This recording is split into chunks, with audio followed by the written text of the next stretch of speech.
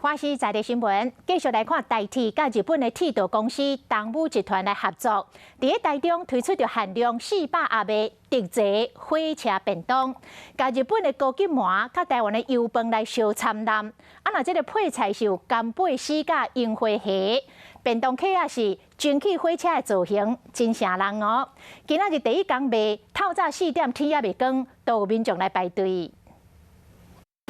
每个中昼台铁台中站卖便当所在，都真侪人伫排咧啦，因拢是要来买限量版的火车造型的便当。开卖！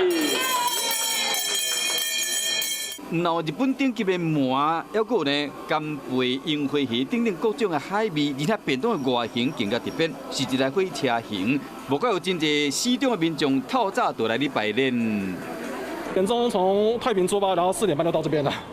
那我的目的当然就是为了买这个限量的便当，一方面是说，因为现在疫情的关系，就没办法去日本嘛，没办法出国去日本买一些去体验一下国外铁道的特色。那刚好有这个是机会，来买一下这个蒸汽火车造型的便当，我觉得其实非常的值得，蛮有纪念性的，值得购买。觉得跟日本有什么关系，还是说你喜欢铁道之类的东西？喜欢铁道，也喜欢日本。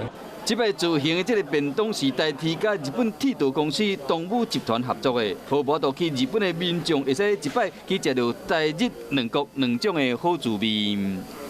便当呢充满整个的一个日本的玩味，而且它也可以展现呢这个台湾传统的一个经典的一个台式的一个美味。 台铁讲，因为这个火车造型的便当盒仔数量有限，所以讲这摆便当限量400盒。 逐工拢有固定的量，而且敢若伫台铁台中站甲高铁台中站前后10天的机会尔。